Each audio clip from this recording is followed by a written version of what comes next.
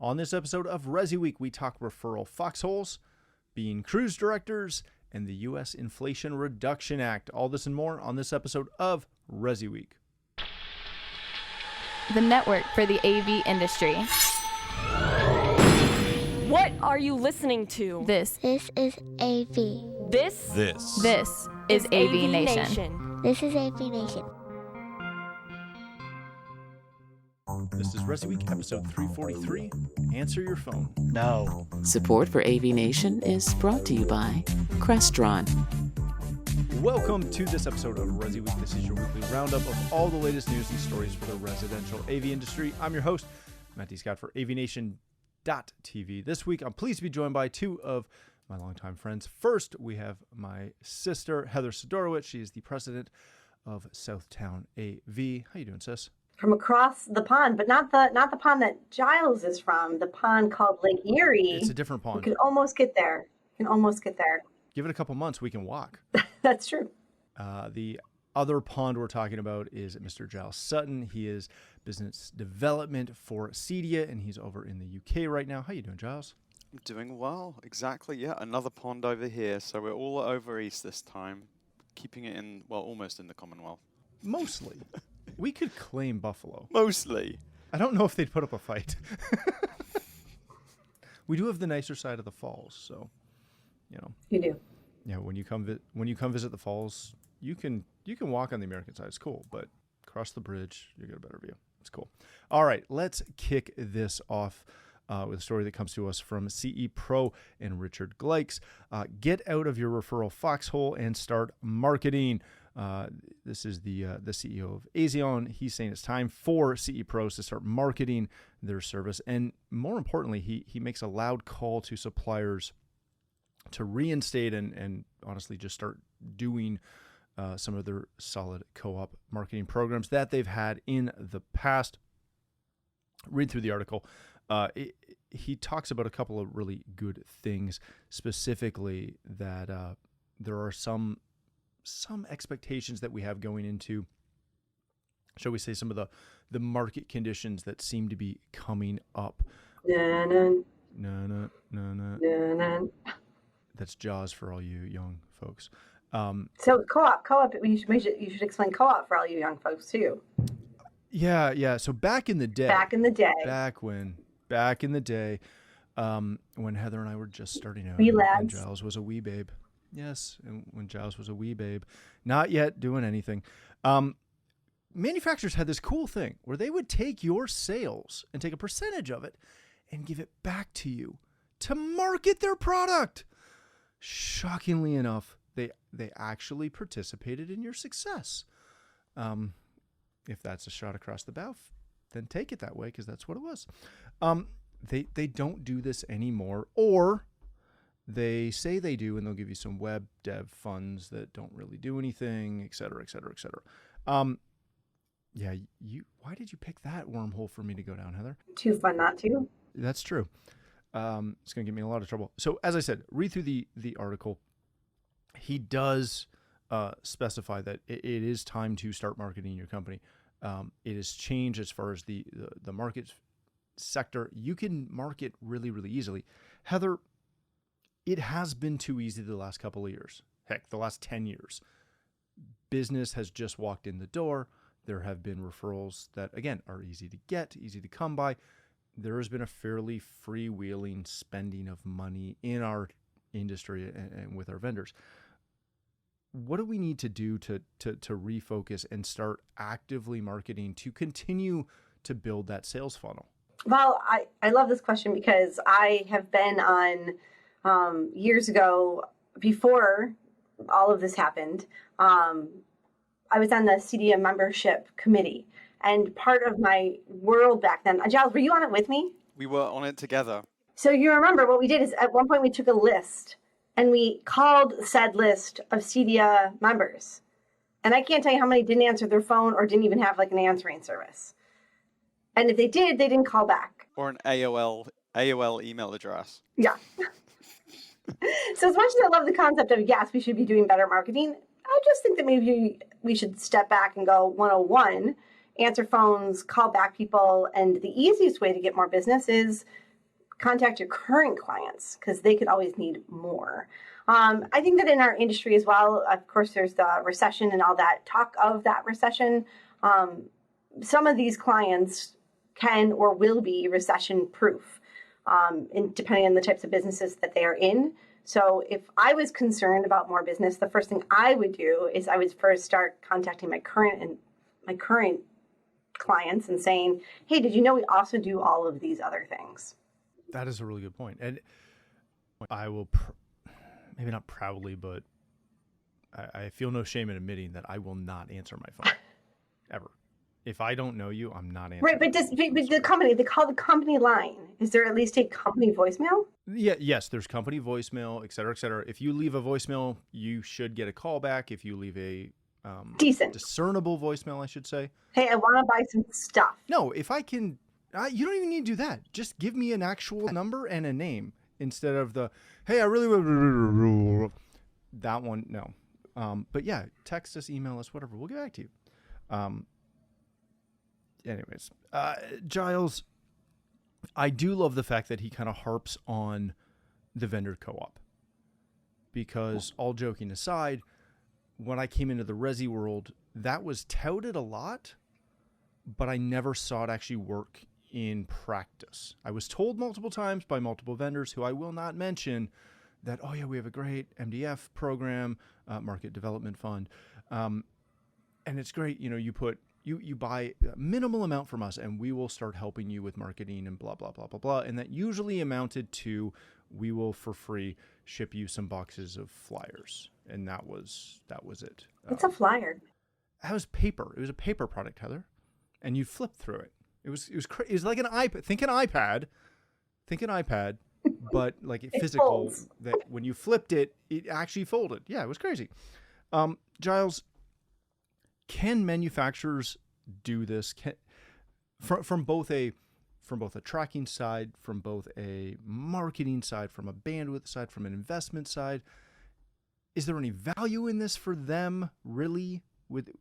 I'm thinking through our list of manufacturers in the channel, and honestly, the list of companies that would actually benefit from this and participate in this, in my mind, is incredibly small. Absolutely. I mean, so I was trying to think. I'm definitely not a spring chicken, but I also do remember these co-op programs when I was an integrator. And I remember being told by the manufacturers actually not a lot of integrators actually took advantage of them. That was another thing I heard quite often, whether that was true or not. And I think what a lot of the manufacturers have, well, I say a lot, some have done now is more sort of pivot towards trying to create some kind of awareness around their dealer locator. So maybe a bit of consumer awareness, or maybe trying to generate leads for dealers through design and build outreach. So, there's that piece of whether the co-op dollars would be very well utilized, because we still do have this issue, as Heather mentioned. I know it was a long time ago that we were on the membership council, but we do still have an issue in the industry that integrators aren't marketing themselves particularly well and do this over reliance on referrals, which is what Richard mentions. And the minute you take your eye off marketing and you're reliant on referrals, and the work starts to dry up, as we've heard with the shark sound effects just a minute ago, is that it could be pretty bad, because then you're up against competitors that have upgraded or updated their websites, that are active on social media, that do take photos of their projects. So I don't know if co-op is the solution, is the answer. I don't know if that is necessarily going to solve that problem, because it was available, as we all know, years ago, and not necessarily utilized. I think it's just, but I do believe what he says is right, that integrators do need to just do so much more to market themselves better. But I think manufacturers alongside probably need to help integrators with that, but maybe through upgrading a sort of consumer-facing portal or something like that. Yeah, I always wonder as I look at this, and we've talked about this for years on the show, as far as being professional and having an updated website and all these things, which right now my website is dramatically out of date, so don't go check it out either. But man, it is so hard to dedicate time to this stuff when you're so busy, and I think that's that's that chicken or egg concept of you really have to market when you're busy and keep up when you're busy so that when you're slow, it's still there. That funnel's still there because it won't be if you haven't.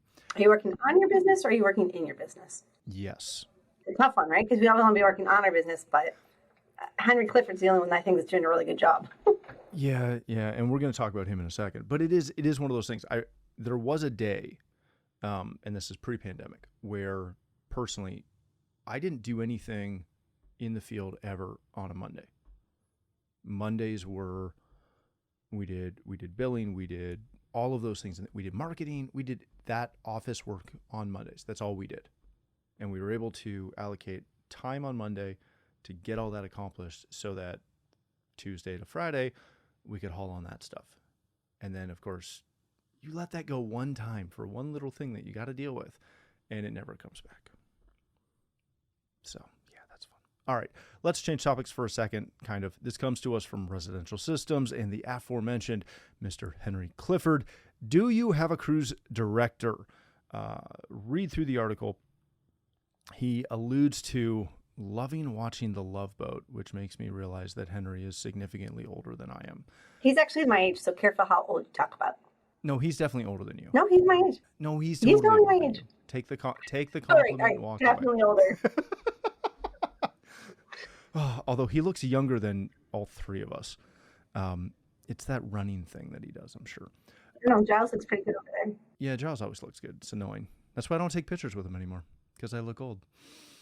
All right, and I can't go anywhere. But anyways, he talks about The Love Boat and how there was a character called Julie who was the cruise director who corralled and got everybody doing shuffleboard and all the other fun things on the Pacific Princess. I've never watched the show, so I'm just alluding to how this would work. But then he talks about how through the company, they got serious about their culture back in 2015 and brought in a COO who helped work on that and work on company culture and having to integrate with that within their company. Giles, culture is one of those topics that I love to talk about, but I also recognize that for most integrators, it's a pie in the sky concept. And what I mean by that is they're not big enough to directly go after company culture. They're smaller companies. There's a handful of people in the business. So they do have a culture, but they're not going to, again, take the time to create and proactively try to create a quote unquote culture. How do you go about doing that when you don't have an individual that you can dedicate to being in charge of culture? Well, I think, I was, as you were asking, as you were making that statement before the question, I was like, I sort of half agree with you, I half don't, because I think, the in a smaller business, the owner of the business is the culture. Ultimately, it is that they're setting the path and everyone's following them. And I think, even though I had a small integration firm, I felt that we had really good staff retention, and we had incredibly hardworking employees as well. And I think the crux of it is, whether you're a small company or large, it's having a guiding light, and that actually you're recruiting people that are similar to you, have the same values as you will buy into your mission. And that's really, I think, how you create good culture. So I do believe integrators can create culture. It's just very centered on the owner. It becomes probably more challenging as businesses scale up to retain that. When CD's taken it very seriously as well, rebuilding, creating better culture internally as well. We now have an HR and operations director on the management team, so that's something that we're also actively, focusing on, because when you have I guess the benefit in some ways of an integration firm is you see your employees day in, day out in the person, whereas a lot of larger companies, CDIA and others included, a lot of our manufacturers in the industry are completely remote, spread out across the country and across the world. So that in itself adds more complexity as well. But ultimately, I think what Henry's saying, and Henry is he is a genius. I love reading the things he writes, and I think he's essentially saying you need to rally around a shared vision, and I think that really helps. Heather, when we were, or I should say when I was starting, nobody knew what company culture was. There was no culture. No, and that's not to say that it didn't exist. We just didn't have a name for it. Right. Right. You had a mission statement or a core value system or something like that.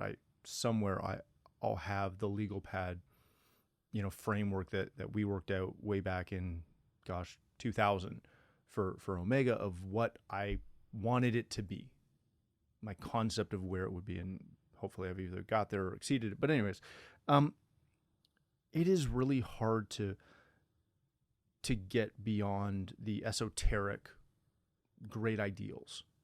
How do you nail that down into something that is easily digestible, that you can bring on and onboard somebody and give them a real quick thing that, speaks to them and makes sense to them of what your company culture is and what you expect from them from a value standpoint? It has to be something that you believe in as the leader, as the owner, or you'll never be able to sell it. There's a great TED Talk by Simon Sinek. People don't buy what you do, they buy why you do it. So if you can't, you have to start with yourself and why you're getting up out of bed and going to work in the morning. And then you have to find a way to connect that to the rest of your team. And that should then weave into all of it. So it should be part of your website, on your trucks. And you should be able to ask your people, what is our, we used to call it, 20 years ago, it was a mission statement. It was more black and white. And today it's, you're about your values, and it's a little bit more warm and fuzzy. But if your employees don't know, then you're not living that purpose. And it doesn't need to be this very formal strategic plan, although that's a great thing to have. It needs to just be something that you can get behind and that your people believe it. And if it's not real, they'll see right through it. So for me, it was when I was going through it before I even bought the company, what did I want to do? And there was a lot of back and forth. I was part of a business program, and it was about what did I really like? I like to make people's lives better with technology. So it ended up becoming, we improve your quality of life in the places you work, live, and play. And everyone here at Southtown Audio Video knows that. It's literally written on our trucks. It's on my website. And at the end of the day, that's the goal, whether it's in a conference room or at your house. If we're making your life just a little bit better, we're succeeding. And it's an easy thing to follow. It's not 10,000 words that, you have to get a dictionary out to understand what it is. And then you have to live by that too. So, little things go a long way. And I think for flexibility is bigger than it's ever been before. It's not just about the money, pay people a fair rate, but then also we're really big about getting family involved. So at least once a year, hopefully twice a year, we're doing events that involve their others as well. And even if you're a company of 2 or 3, you can still do that with company dinners, going out for a beer on Fridays, closing and going axe throwing. There are ways to still bring culture, no matter whether you're 2 people large or 10, or I actually think it gets really hard when you're a massive, when you're big like Cedia or a LeGrand. I think that culture becomes harder to weave throughout your people. If just bouncing off that, I actually think you could argue culture is even more important in smaller integration firms because of the fact that, each employee is a percentage of a workforce. Like if you lose one out of 4, you've lost 25% of your workforce.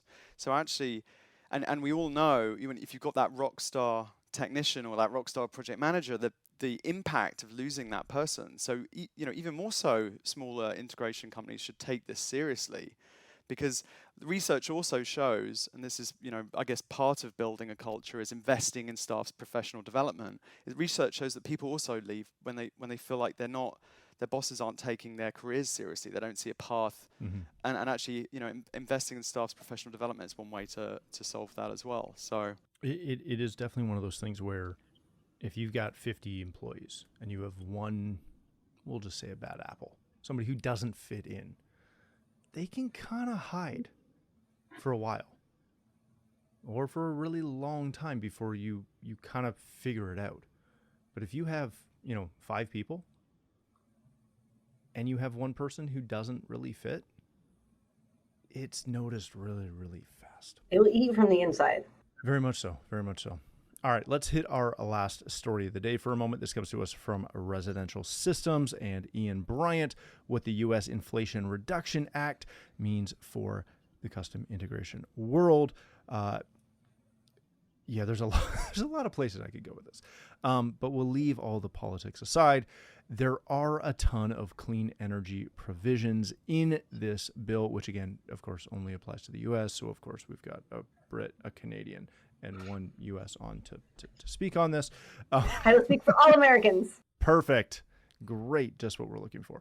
But there's a bunch of interesting things in this. And again, Ian did a really good job of breaking it down specifically around renewable energy management and storage from that. Heather, I want to start with you on this one. I continually want solar to be a thing that we as the integration community can play with and make some money at and see as a profitable vertical for the channel. And I can never stinking do it because I can't find a business case for it. And no one has proven to me that it can be done. Am I wrong on that? Or is this just another one of those like incredibly niche areas where we might get there, but we're probably not going to ever see this as a valid CI industry? The only way I could see this really working is I had a business coach that used to say you can't chase 2 rabbits at the same time.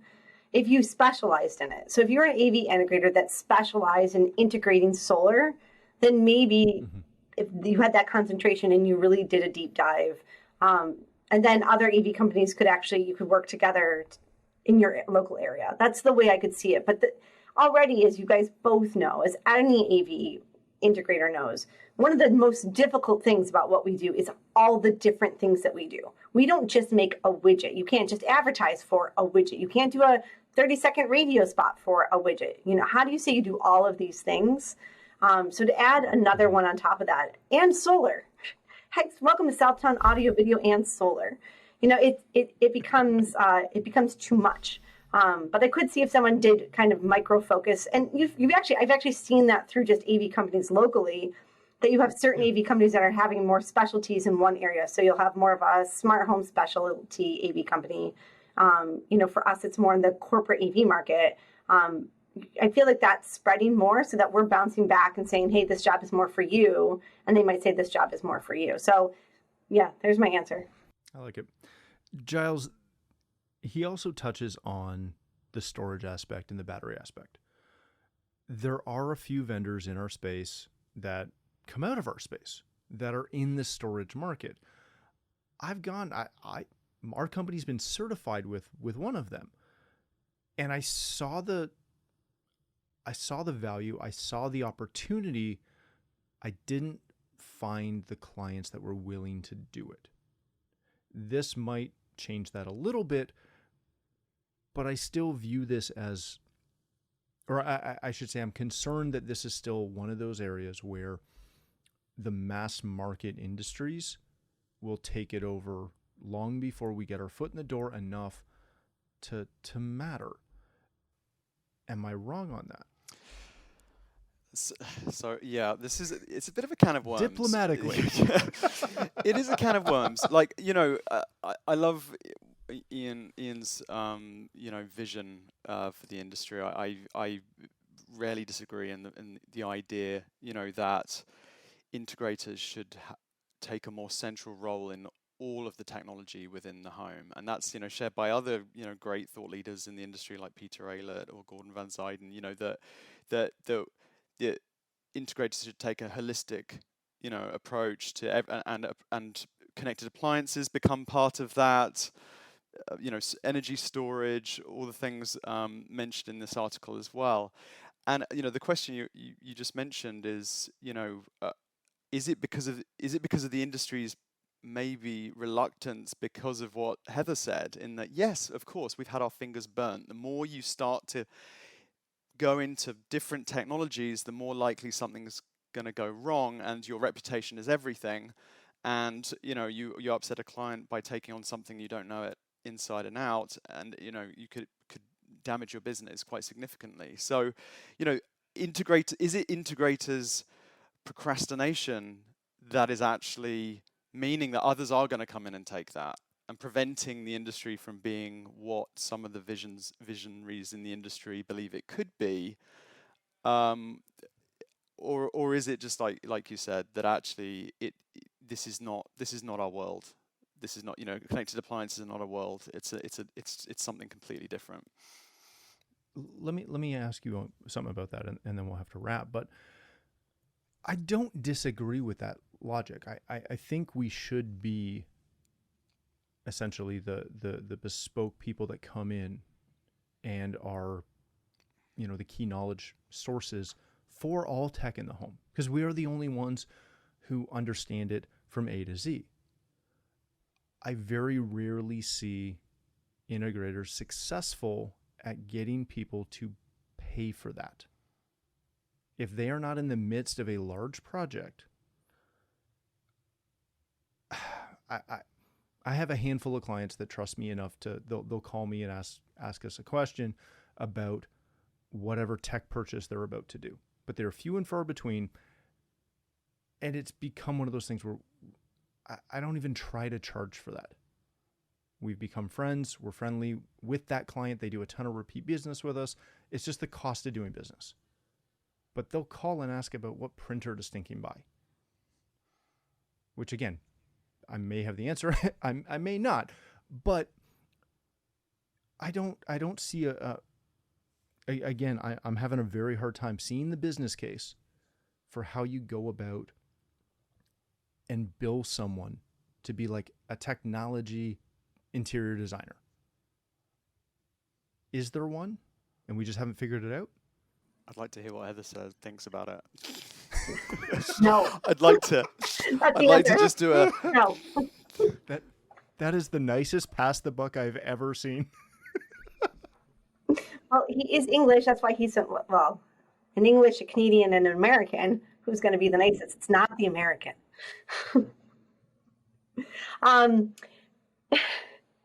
Yeah, no, I mean,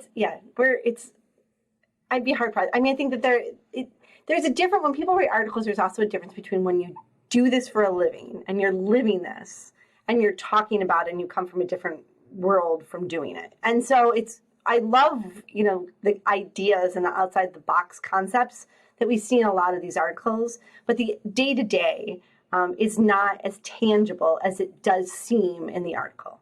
And so, yes, again, if I were an AV company and I didn't have a lot of work on my plate, or I was really concerned, or business was dwindling, then yes, maybe I would say, hey, I'm really into energy, and that is what moves me. There's my why, there's my culture, and I could go down that road.